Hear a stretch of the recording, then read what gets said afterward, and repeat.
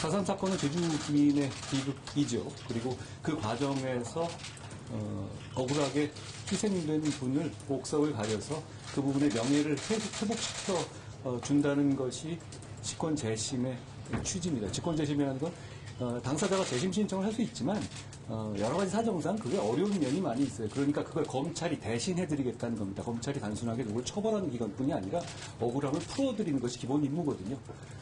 그런데 4.3 특별법은 군법회의 수용자에 한해서만 검찰이 이 직권재심을 할 수 있게 되어 있고 그 절차가 진행되고 최근에 아마 한 1,몇백 명 이미 무죄 선고가 된 걸로 압니다.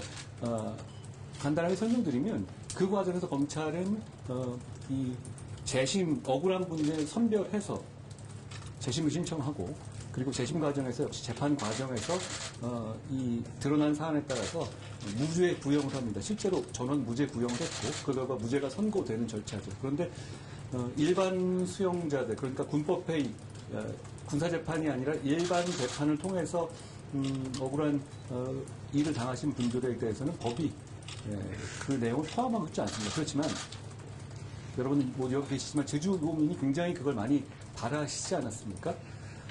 그런 상황이 이어진 것인데 제가 취임한 이후에 저희 정부가 취임한 이후에 이 부분에 대한 뭐 제주도민의 여러 가지 말씀을 많이 들었습니다. 그리고 우연찮게도 지금 저희 새 검찰총장 이원석 검찰총장이 제주지검장을 하면서 제주에 대해서 여러 가지 많은 이해가 있었던 분이어서 저랑 이 부분에 대해서 같이 깊이 논의를 했었습니다. 근데 저희가 논의해본 결과 군사법원에서 군사재판에서 수용된 분과 일반 재판에서 수용된 분과 다를 게 없습니다. 그거는 우연의 차이일 뿐이지 그게 누가 덜 억울하고 누가 더 국가의 보호를 덜 받아야 되는 과정은 필연적인 이유는 전혀 없잖아요. 그렇기 때문에 저희는 이 문제를 그냥 하기로 했습니다. 사실 그게 과거 정부가 이걸 안 했던 이유는 사실 분석해보면 한 가지입니다. 손이 많이 갑니다.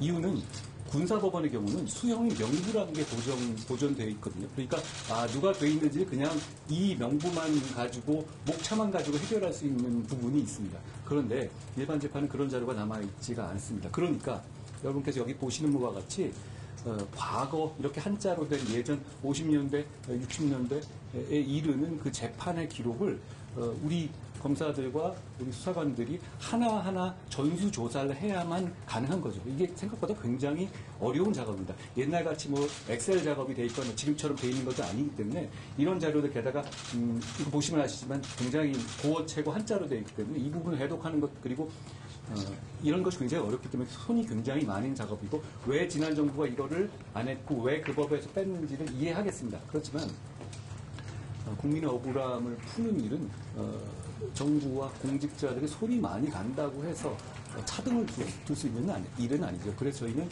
별도로 우리 제주검의 지금 제주검찰청의 총 검사 수 중에서 한 10몇 프로, 15% 가까이 되는 분들을 여기에 전담하는 팀으로 이 상설로 기구로 만들고 여기서 그 작업을 하게 된 겁니다. 그런 차원에서 지금 이 작업이 이루어지고 있고 최근에 저희가 30명에 대해서 직권재심 청구했는데 속도가 비교적 느린 이유는 왜 그런지 보시면 아실 겁니다. 이렇게 찾아야 하는 거거든요. 그러니까 늦을 수밖에 없습니다만 저희는 이걸 반드시 제대로 해내겠다는 말씀을 드리고 그걸 많이 도와주시면 좋겠습니다. 한 가지 덧붙이면 우리 정부는 어떤 국민의 억울함을 해소하고 해결해 드리는 데 있어서 감성적인 말을 앞세우는 것보다는 실질적으로 실용적인 행동을 통해서 도와드리는 것이 더 필요하다고 생각합니다. 감성적인 말로는 달라지는 게 없다고 생각합니다.